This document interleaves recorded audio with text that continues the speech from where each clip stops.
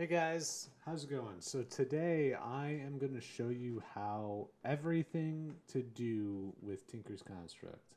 Now, if you are experienced with Tinker's Construct, it's still worth a watch. I am going to show you how to build the best mid-tier weapons and armor you can make through my own research. Obviously, there is better high-end armor and weapons. You can figure that out yourself. But what is the best mid-tier stuff? I'll get to that, and I'll also leave a link below. But to start us out, if you've never used Tinker's Construct before, I absolutely am pushing you hardcore to make the materials in you and materials in you armory addendum. Okay, making materials in you need to combine a book and some blank patterns. Blank patterns are simply made with 2 planks and 2 sticks. You are going to need a lot of these blank patterns, a lot of them. Okay, so make a stack or so, or who cares. But after you make that, you can open up the book, and the book will teach you everything you need to know if you want to read through it. I'm going to go through all of this. The only thing I am not going to go through is tool materials, because look at this page. It is massive. There are so many materials, and this tutorial would literally be 2 hours long if I did that. And I've already spent 5 hours setting this up and redoing this. So congratulations. And the other book is Materials and You Armor Addendum, which is just another Materials and You book with a blank pattern. Now they are different, so you want to make both of them. So you're going to need to make 2 Materials and You books in order to have both books. The Armory Addendum is the same thing, just for armor instead of tools. Now, the first thing I want to show you is the crafting station. This is literally just a crafting table turned into a crafting station, and it works just like a normal crafting table, but things stay inside it. Whatever I put in here will stay inside the crafting table. It's just a nicer crafting table. I like it for everything.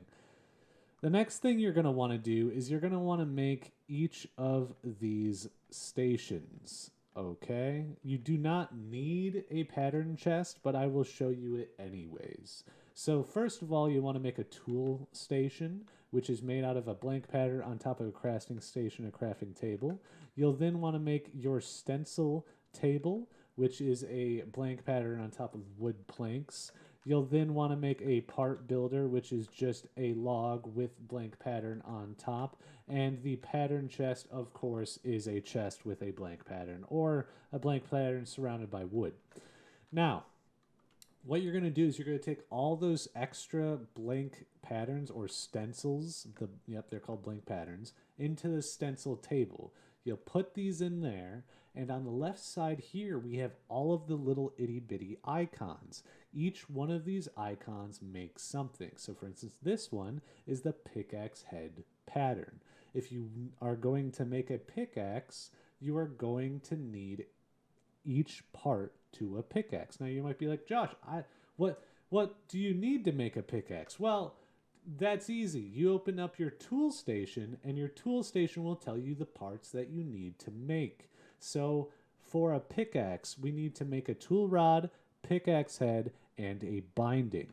So if you go back into the stencil table, we have pickaxe head pattern. Click on that, and it will separate. It'll use one of your blank patterns, and it'll show that you can make another one. Now, since I have it right next to my pattern chest, or adjacent to it, I can put this pickaxe head pattern into the pattern chest, and it will continue to grow with each pattern I make.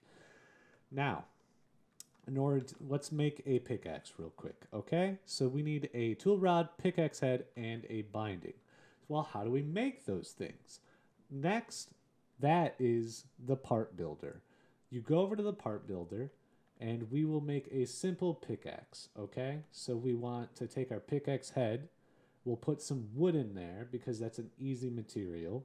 You can look through your materials and see what materials you can make it out of, but for right now, just follow what I'm doing because there's not many materials you can use in the part builder other than just like paper, anything that you can imagine in real life that you can form with your little hands, like maybe stone at the maximum, so you can make things out of stone. But for right now, we'll just do wood. We'll make a wood pickaxe head. I already made a binding pattern, so we'll make a binding. And we need a tool rod, so we will then make a tool rod. Now, before I continue, on the right-hand side, it will show you what those materials do as well if you just put them in there. So, for instance, wood as a base has very low durability, only a mining level of stone, very low mining speed, and very low damage. It's very low on everything, but it does have an ecological modifier. It says ecological there. Ecological allows your weapons to slowly regenerate themselves, or tools or armor. So it's just each material has its own modifier. So we'll get to that later. Next, you'll go to the tool station. You'll click on that little pickaxe again. You'll throw up your tool parts. Oh, I didn't grab my tool rod out of that. Out of the part builder, and bam, you got a wooden pickaxe. And it'll actually tell you the stats of the wooden pickaxe on the right. So it actually has 3 damage because the other pieces modify it. But it's just a basic wooden pickaxe. So you might be wondering, well, you know, I've been using this wooden pickaxe for quite a while now, and I'm tired of how slow it works. Do I have to make an entire new tool? No, you don't have to make an entire new tool. What you do is you go back in your part builder, you slap some cobblestone in there instead, put a pickaxe head, make a stone pickaxe head, and you can go back into the tool station, put your pickaxe in it, throw the pickaxe head in there as well in any of these ones. It doesn't matter which square you put it in, and it will upgrade your wooden pickaxe head to a stone one. And you can see on the right hand side it's mining level iron. Now, this is the amazing part of Tinker's Construct. You can upgrade your weapons as you go. And you might be wondering, well, why would I do that? Well, as you can see, as I'm hovered over it, it has XP 2 out of 500. Tinker's Construct weapons and armor and tools level up as you use them. The reason you want to continue using the same weapons, armor, and tools is so that they level up. As they level up, you can then add additional modifiers to them. Now you might be wondering, well, what are modifiers? Well, a modifier is anything that changes your weapon, okay? So for instance, if we want this pickaxe to mine much faster, if we open up our materials and go to modifiers, you can see that there's a bunch of modifiers. Everything from soulbound, which if you die, you don't lose your weapon or armor, it stays on you. That costs a nether star. There's some stuff like silk touch, which is a silky jewel, which is made out of a block of iron, gold, and a bunch of string. But for right now, for simplicity's sake, we're going to take some redstone and put it on our pickaxe, and that will increase its mining speed. You can see it has haste here, down here. It goes from a 4 mining speed to a 9.72 speed. And bam, now this thing will mine much faster. Look at that. And that's just stone, okay? That's just a stone pickaxe, which is insane. So we've shown you switching out tool parts. I've shown you upgrading your tool. Now I want to show you how to make a basic set of armor. Making armor is going to work the exact same way. You're going to have to go into your stencil table. You're going to have to create patterns for each part of your armor. Now you'd be like, well, how do I know which part of my armor? You're going to need to make an armor station, which is this bad boy. An armor station is a crafting table surrounded by just adjacently has patterns surrounded around it. If you open up your armor station, you only have 5 options. You have the repair and modify, and you have each piece of armor. So as you can see, for each piece of armor, you need a core in relation to that piece of armor, a plate, and a trim. If you walk back over to your stencil table, you can see each of these things at the bottom. A helmet core pattern, armor trim pattern, armor plate pattern, chest plate core pattern, and these are how we will make our armor. I believe I've made everything besides the chest plate pattern.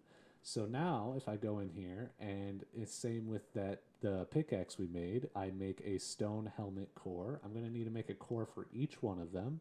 A legging, a chest piece, and some booties. So that we got each of the cores, and we're going to need a trim for each piece of the armor, and we're going to need a plate for each piece of the armor as well. So now that we have each of these, we can go back to the armor station, go to helmet, throw in our trim and our plates just to make it easier for us to make each of them, and bam, made a stone helmet. Next, go to the chest piece, throw in the core, bam, chest piece. Next, go to the leggings, bam, leggings. Next, we go to the little booties, and we got some booties. So, fantastic. We throw that on. Sorry, I already had some from earlier from doing this tutorial once today. And as you can see with stone, it's not that great. It gives you about 2.5 armor. That's, you know what? But I'll show you how to make some better stuff later on. Now, you might be wondering, isn't there other things I can do with the tool station? Absolutely. You can make a shovel. You can make a hatchet, which is basically an axe. But you can also make some cool things in Tinker's Construct, like the Matic, which is a shovel slash hoe slash axe. It is proficient at digging. You can right click and get a hoe, and it's proficient at chopping down trees. There's also different types of weapons. There's the longsword, broadsword, and rapier. There's also a frying pan and a battle sign. Most predominantly, though, there's the broadsword, longsword, and rapier. Broadsword is just basic Minecraft sword. Longsword, you can hold right click, and you'll lunge towards enemies. The rapier is a lower damage weapon, but it attacks very fast and pierces through armor. So actually the rapier is quite useful if you are a PvP player or going against bosses that normally have quite a lot of armor. You may want to make a rapier instead of a normal sword. Each of these weapons has its own thing, but there's also many more extra types of weapons that I'll show you later on. All right, so now you've built basic tools. You've built basic armor. You're like, I'm a stone man. How do I go from here, Josh? How do I get the good stuff? You know what I'm saying? The iron.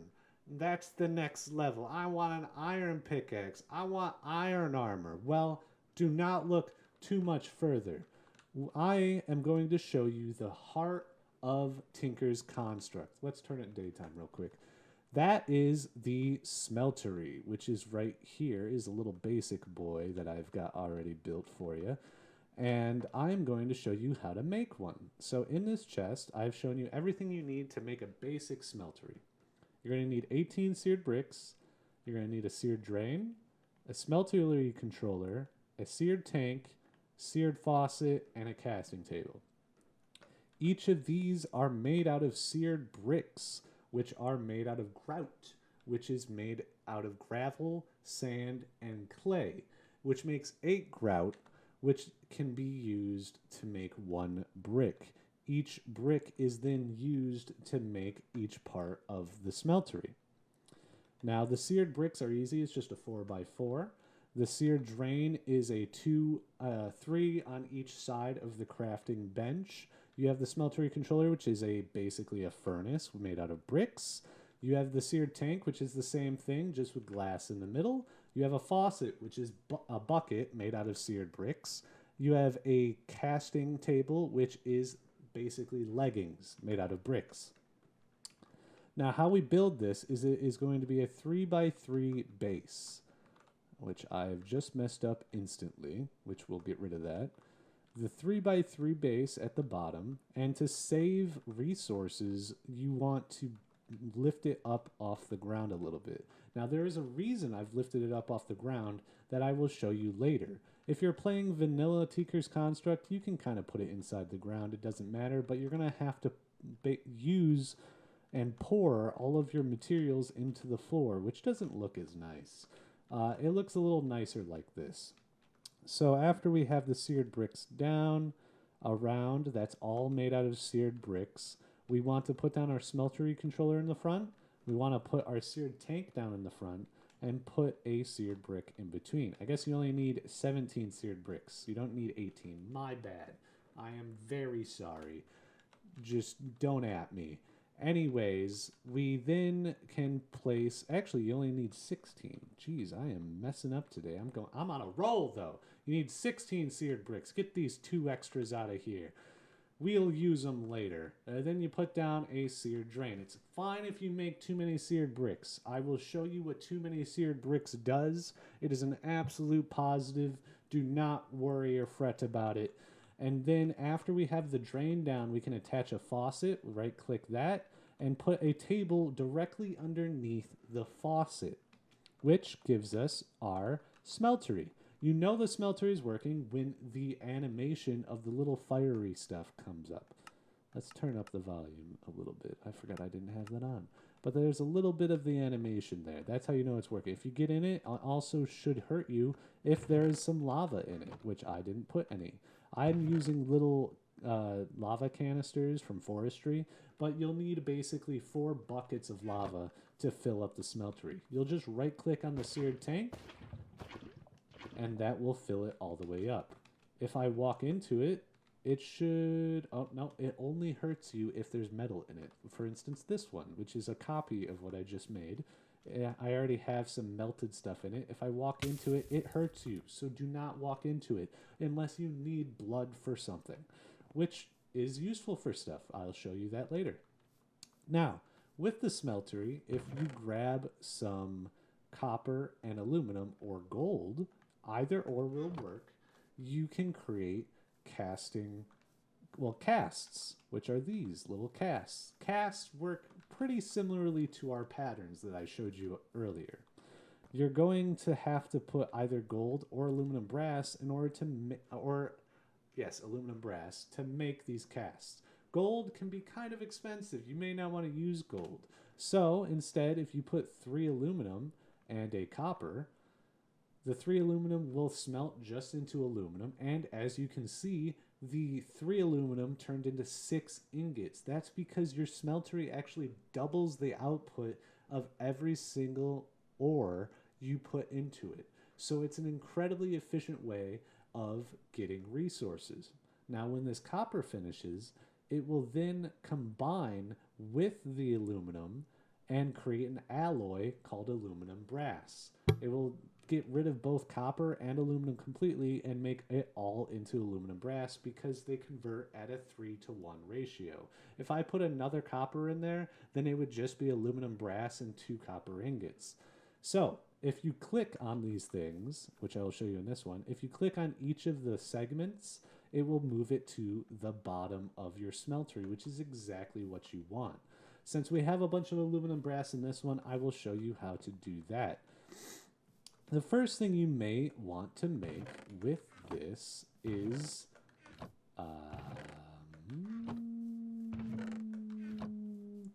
shoot. Timeout. Brick. If I grab a brick real quick, and I will show you what to do with that. Okay, cool. So you may think, oh, well, I've got an iron ingot. Iron ingot will work fine, but whatever type of ingot or brick you use here, it will get destroyed in the smelteries. So if you're playing a mod where you can't get iron yet, make just a normal brick. Throw that brick in the casting table, right-click the faucet, and the aluminum, brass, or gold will pour over and create an iron ingot cast. Well, just ingot cast. I don't know why I said iron. The ingot cast, if you place it down, then right-click, will create ingots out of whatever you have in the smeltery. So that's great, but that works similarly with any type of material. For instance, we want to make a nice pickaxe. Well, if we throw in our pickaxe head again, get a stone pickaxe head, because it has to be, well, just make it out of stone. I think you can make it out of wood, but I'm not sure. There's no point. If you pour over the stone pickaxe head, it'll destroy the stone pickaxe head, but create a pickaxe head cast. And that is exactly how you will then create a pickaxe head. So what do I got in here? I've got some random hugabaloo. I guess I will make it out of magnesium. So magnesium is an incredibly good metal. It's made out of cobalt and ardite, which are both found in the nether. They are both a thing from Tinker's construct. One is blue, one is yellow, and it's quite hard to see ardite. If you put it in there, you can see it takes quite a while for them to smelt, but eventually, when they do smelt, they will create an alloy called magnesium, or manulian, however you want to pronounce it. If we pour that over and make a pickaxe head, it will actually harden into a manulian pickaxe head, which we can then take and combine with our pickaxe to finally upgrade it to higher than stone. This is exactly how you'd also make a stone pickaxe. An iron pickaxe. If you smelt iron in here, you can pour it into a pickaxe head pattern, get an iron pickaxe head, and you're good to go. Okay, great. So that's how you would make the iron, just any type of metal armor or tool piece, is that you would put the stone piece into the smeltery, cast over it with aluminum or aluminum, brass, or gold, and that will create your cast. Now, I've already gone ahead and made some of the highest quality tools, tool parts for you, so you don't have to watch me casting all day. So the best mid-tier pickaxe you can make is actually made out of cobalt as the head, not manulian, cobalt. So do not make it into manulian, but make it into cobalt. Then night slime as a tool rod. Night slime is an interesting metal. It's incredibly easy to make though, so it is incredibly good for how easy it is to make. It's made out of seared stone, liquid purple slime, and molten iron. Now, you might think, well, how do I get seared stone liquid? That's even easier. If you take cobblestone and just throw it into a smeltery, it will then smelt into seared stone, which is so nice. So all you really need to do is combine some iron, seared stone, and find purple slime. Now, where do you find liquid purple slime? Well, you get it out of congealed slime blocks. These purple congealed slime blocks, you'll have to go adventuring for. You'll have to run around and find a purple slime island floating up in the sky somewhere, which I will think about adding here. And we can take some slimy dirt with us, too. We can plant some slimy trees. Oh, what's up, guys? We having a party up here? Oh, look at this. It's like just on purple slime liquid. Yum, yum, yum, yum, yum, yum. Anyways, you get those three things into the smeltery and they will smelt down into night slime, which will get you your night slime tool rod. Now, for your bindings, that is completely up to you. The binding is what you will then open up your materials and you look for and look at tool materials and go through every single one of these and look down here at the extra area and look at the modifiers. For instance, iron, hitting things attracts nearby things. That's pretty nice. This durability modifier, if you really care about the durability of your weapons, you can definitely focus on the durability. Personally, I don't care that much about durability because you can always just add another ingot to your broken tool and repair it. So it's not that difficult. It doesn't cost you experience. It doesn't cost you really anything other than just the material. So durability isn't a huge thing to me. As well as this is just an added on number. So this just means that if you made a pickaxe out of iron with an iron extra, it would add 50 more durability, aka 50 more hits or 50 more breaks of blocks before it breaks, which isn't that much, you know? And you can also add, if you look through the materials in you, there's also a bunch of different modifiers, and some of these modifiers will actually affect what its durability is. For instance, reinforced adds a chance not to consume durability whenever you're using that weapon to start with, which is pretty nice. So, if we go into our tool station, throw in that pickaxe head, throw in I made a paper binding and a night slime, you can see that it is better than the Manulian by quite a bit. The mining speed is actually, well, I have I have redstone on that one here as a better comparison. We'll put redstone on the cobalt. And you can see the cobalt's a 16.58 compared to a Manulian at 12.32.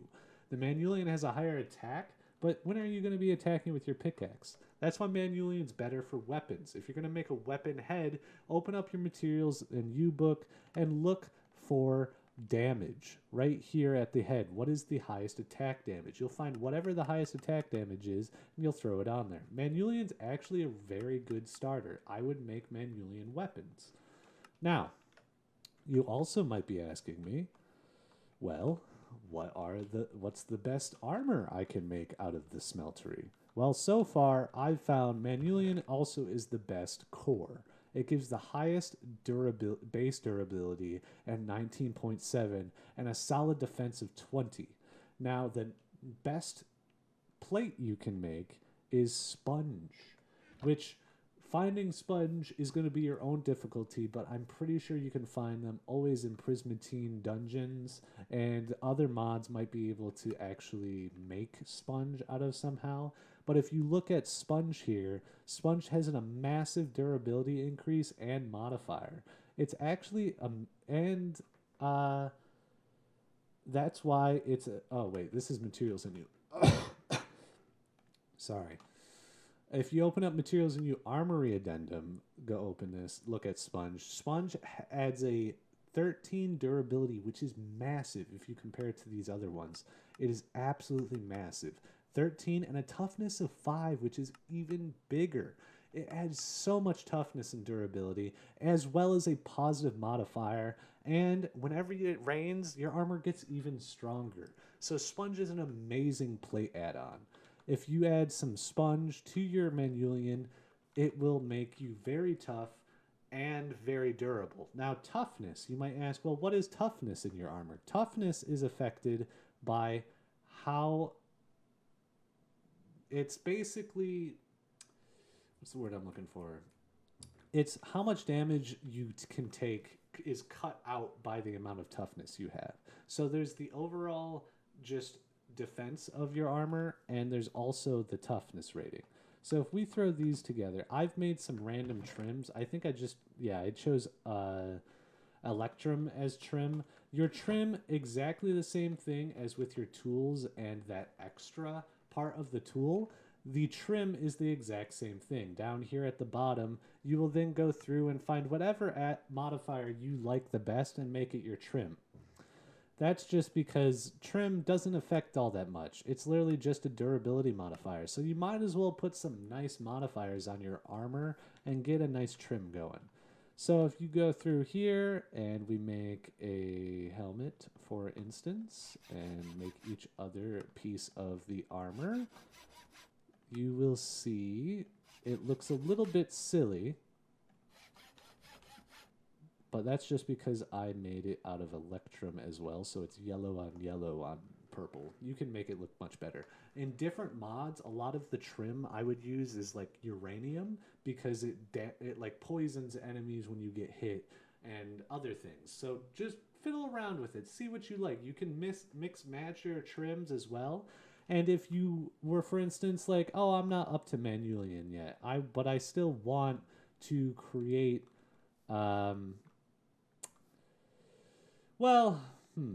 I've never really used this, but it is useful. For instance, you can make these things called polishing stones. So you can make any piece of armor you have up to the toughness rating of whatever type of armor you want.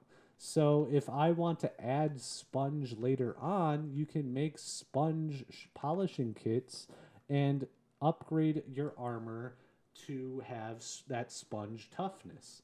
So you don't have to worry about getting sponge right now. You can make it out of something else and change it around. Now, as an example of this, I will then start showing you what the difference is between an armor station and an armor forge. The literal only difference between these two is that with an armor forge, you can modify your armor. The armor station, you cannot. If you try to throw something in here with some redstone, it says modifiers can only be applied on the armor forge. So if you then go over to the armor forge and you throw on some redstone, bam, you can get some speedy speed. But also, this is where you would put your polishing stone. And you need, for the polishing stone, you also need a little bit of sand, which I've forgotten. Don't blame me, blame the economy. And if you add a polishing stone and some sand, it will then change over and actually add whatever you made the polishing stone out of. So it will say polished, quote unquote, stone. And this will add whatever modifier you want onto the armor. It should also affect the toughness. As you can see, the toughness is now 0, which we don't want. So it will actually remove the sponge's toughness and add the stone's toughness and the stone's modifier while keeping the sponge's old modifier. So if you were making this out of stone initially, then added sponge, it would still have your initial stone modifier, but then add the increase to your toughness as well as the sponge modifier. So you can play around with that as well. And that's a nice, easy way of doing that without spending a modifier to do so. It's actually free to do that in each armor piece, so it's not a bad idea to just add each of your armor pieces like that. And as you can see, I've got a full row of armor now that I have the Manulian on. Now, the next cool thing is you might be like, oh, Josh, what is this? You keep walking around it. Well, this is the tool forge. This is where you make all your coolest weapons. As you can see, there's a bunch of new ones in here. Most notably, the hammer. The hammer is a upgraded pickaxe. Instead of mining one block at a time with a pickaxe, it mines a 3x3 area. So 9 blocks at once, just totally in. Same exact idea works towards the excavator, which is the shovel's equivalent. The lumber axe, which is the axe equivalent, as well as the lumber axe will chop down an entire tree if it can't. Well, now they just chop down an entire tree. They used to not be able to do the huge like Twilight Forest trees, but now they can. The problem is with that is durability. If that tree is so massive and your lumber axe doesn't have enough base durability, it actually will break before it finishes the tree, and it starts from the bottom up. So if you don't have enough durability, it will destroy the bottom part of the tree and leave the top. So now you've got that problem going on for you. Anyways, you can also make the cleaver, which is another notable weapon. The cleaver is a heavy offensive weapon, has powerful strikes, but is difficult to wield. These cleavers attack very, very slow. They have a huge amount of damage, so they're not all that useful for day-to-day combat. But the biggest benefit is that, does it even say here? No. Okay, it has a base modifier to behead your enemies. So if you're trying to get wither skeleton skulls, the cleaver's your boy. You want to make a cleaver. As well as you can then make a cleaver that has beheading modifiers on it, which I believe is beheading right here. Ender pearl and obsidian. So you can add even more beheading on top of that. You can get up to a 60 or 80% chance of beheading a wither skeleton every single time you kill one, which makes your life way easier down the line. So let's see here. Is there anything else on the tool forge? The next thing I want to show you on the tool forge is the crossbow. I've never made a laser gun. I don't think it's actually that good. If I remember, I've looked around and I've heard a lot of bad things. Crossbow is your best ranged weapon. A crossbow will need a crossbow and bolts. Now, how you make a crossbow is that you need to make it out of bow materials. And bow materials are different than tool materials. If you open up materials in you'll notice there's tools, tool materials, and bow materials. because bows react differently to each of these materials. Each and every one of them has different draw speed, range modifier, and bonus damage. I've found that the best you can do is probably Electrum, because the draw speed is incredibly low. The range multiplier is just a solid 1, and the damage is still a solid 4. Now, this is totally up to you. If you're someone that doesn't use your crossbow all that often, and you just want a huge amount of impact damage, then go for something like steel that has 9 instead. But you're going to be pulling back that steel crossbow for 2.5 seconds. The Electrum one is 0.67 seconds. It's insanely fast. So as long as you make some powerful bolts, because the bolts also affect your damage output, you'll be doing some pretty good DPS. What I've done is I've made Electrum Bowlim, the Night Slime Tool Rod, so the same tool rod as our tools, Flame String, which you get from fire spiders in the nether. If you are not there yet, you can just make it out of normal string. And I've made a paper binding. The binding, once again, is totally up to you. Look through the different modifiers and see which one you want. Now, if I go in here and I put all of the things in the correct place, this will give us a really good bow with 1.5 draw speed, range multiplier is 1, the damage is 6, and it's got 4 modifiers on it. Now, how do you make bolts? Bolts are a huge thing in this as well. Bolts are kind of difficult to make, but I'm still going to show you how to make them because I want to, and they are interesting. So how you make bolts is that you're going to want to make an arrow shaft out of something. Let's see here, out of wood. We'll make an arrow shaft out of wood. This will be a good example of that wood can be used the same way as stone when we're doing something like this.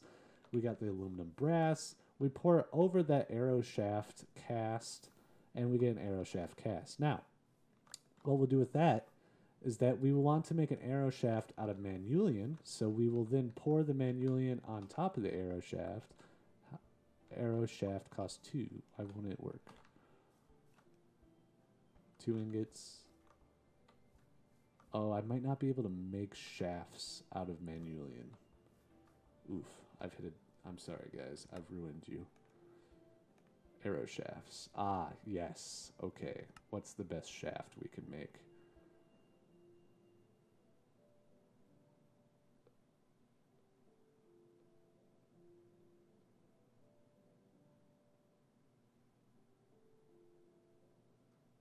It looks like Naga scale is the best shaft you can make. If you have Twilight Forest installed. If you do not have Twilight Forest installed, it appears that making them out of bone or it's kind of up to you, you know what I mean? I mean, we'll make it out of bone just to make things a little bit easier for us here. So if I just go up to C, grab some bone. Bone is something soft enough that we can make it out of our bare hands. So we can actually go over to the normal wooden stations, the normal wooden part builder instead of the smeltery.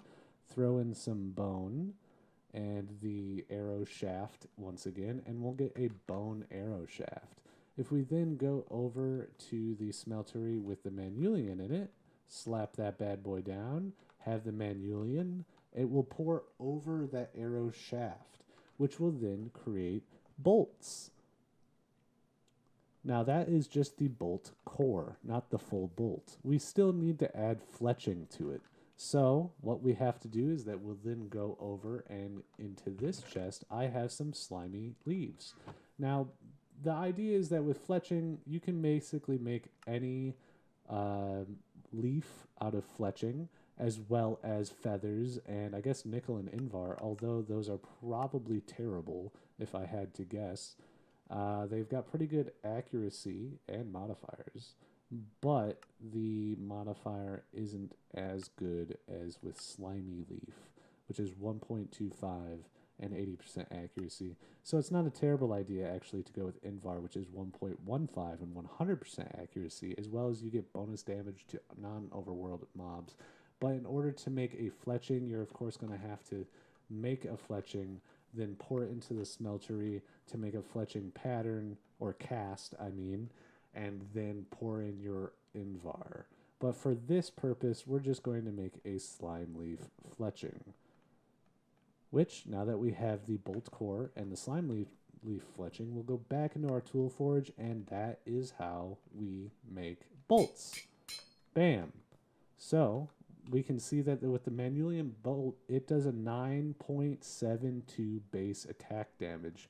Added on to our bonus damage of 6 with our electrum crossbow, that means this does a whopping 15.72 damage when we shoot it. And as you can see, it's about the same as a normal bow.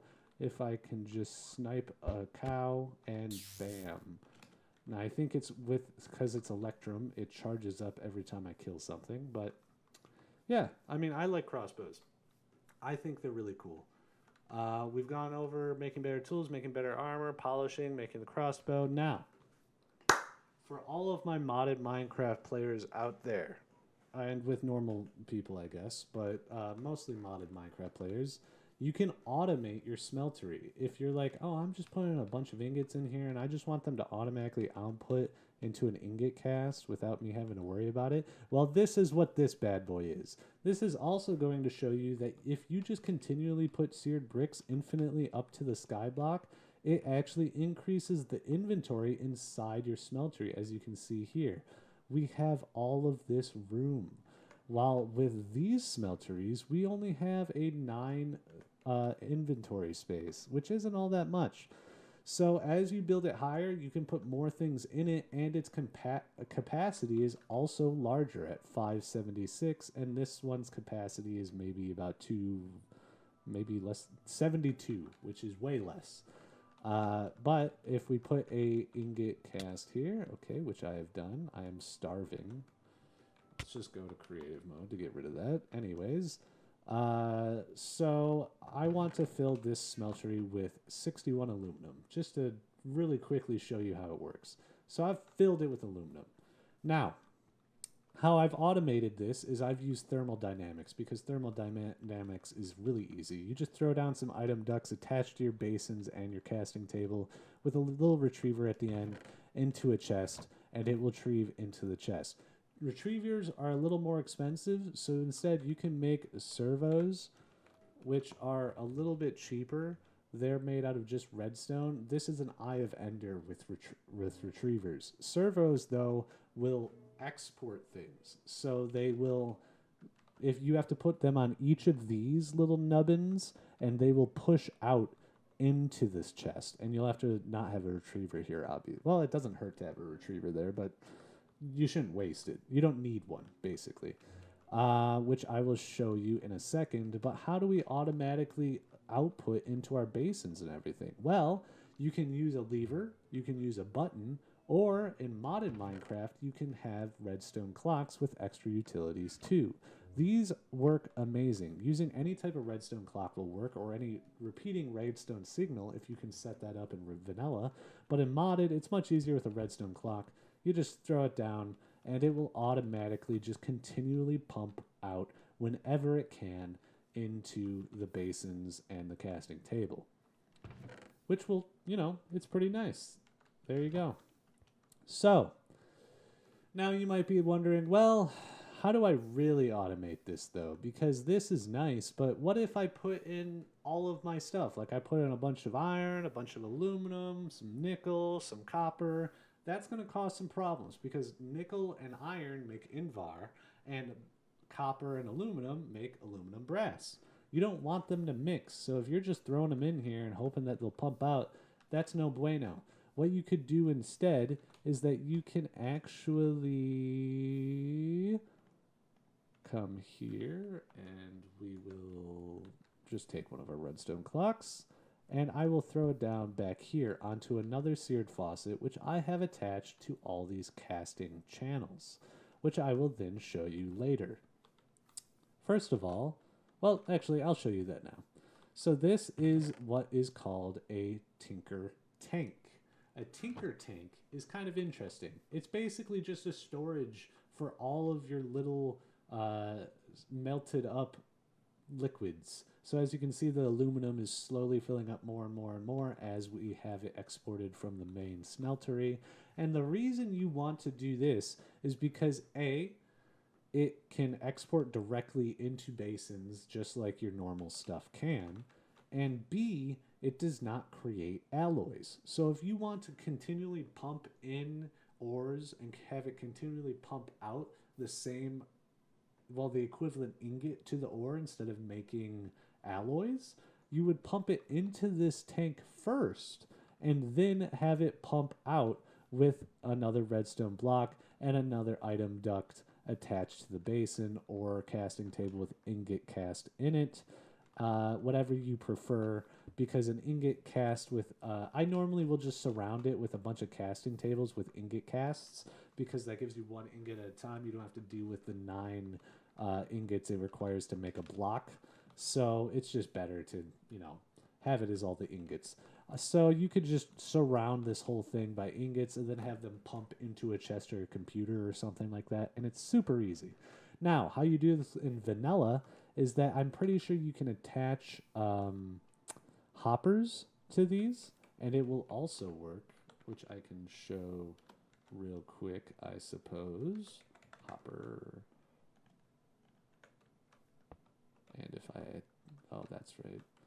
Hoppers are kind of janky, aren't they? All right, there we go. So if I just put down a chest there and attach a hopper and then destroy these two and put in some more aluminum, just recycle it back in there, it should automatically go into this hopper. Oh, fuck. Well, did it work? Yes, it automatically went into the hopper. So that's how you can make it automated in vanilla. You can also use buttons or levers or probably just a redstone repeater in order to continually get that redstone clock, but that's going to be kind of complicated, so good luck. Next, what we can do, what I'll show you is this map, which, oh, so the tank, I forgot. The tank cost a whopping 78 seared bricks or seared glass. I use seared glass to kind of show you what looks inside it. It looks better too. 2 seared drains, a tank controller, a bunch of casting channels, seared faucets, and a casting basin. The seared drain, the seared bricks, we've already gone over that. A tinker tank is just the same thing as a controller, but with a bucket in the middle, or same thing as a tank with a bucket in the middle instead of glass. Casting channels are the full bottom instead of just the V, and it makes 3 casting channels per one. So casting basin, by the way, is upside down pants, because I didn't show you that recipe earlier. That is how you would make something like this. It costs a lot of seared brick. That's a lot. That's a lot of clay that you'll have to save up. So that's definitely not something you normally make right away. Next I'll show you is something weird. Something I probably will never use is the seared furnace, okay? This bad boy, look at him. He's a mammoth. Now you might be wondering, well, what's this used for? Well, it's literally just a vanilla furnace. It's actually worse and better than a vanilla furnace. So as you can see in here, I've got a bunch of crap because I've done this video once already and wasted 5 hours of my life. But if you put in, let's say, some cobblestone, it'll stack to 16. So it actually smelts 16 at a time, up to 16 at a time in each slot.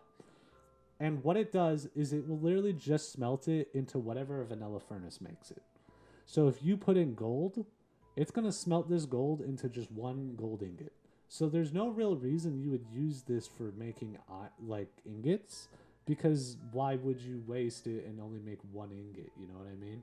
While with stone, it's much better because you can only make seared stone in a smeltery. So if you want to make stone, this seared furnace is the way to go. This could automate that process really easy. I'm not quite sure how to input and output items into this bad boy. So if you can figure that out, good luck. Leave a comment below. I would love to know. But yeah, that is an overall rough, really in-depth tutorial on Tinker's Constructs. It's super interesting. I love the mod. I love how you can level up your tools and armor and increase their modifiers. Each time they level up, you get another modifier, and you can just continually, do that. And yeah, I hope you guys really enjoyed this. If you like the content, hit me up. The tip of my nose is itching. It's so weird. I'm sorry for bothering you all in those last 2 seconds with that. Jeez. I was gonna show you actually. This is what I meant by. Oh, okay, cool. It went away. Nice. Excavator. I want to show you what an excavator does. So if it mines away a 3x3 section like this. See? We'll just turn down our volume so we don't hear the hurt sound effect. So that's it. So you might be like, oh, okay, well, blah, blah, blah. And that I can also show you how to repair things. So after you've damaged them, if you take them back to the tool station, throw it in there with whatever tool the head or main part is made out of, so an armor core or the head of the tool. So for instance, this is wood, so you put wood in, it'll repair it just like that. That's how easy it is.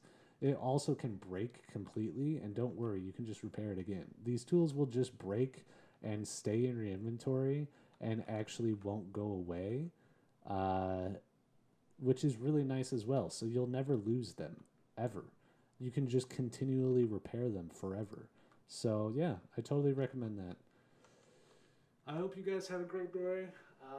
Leave a like, leave a comment, and hit me up if you have any other ideas. I stream commonly if you like me as a person. Watch my other stuff. Thank you. Goodbye.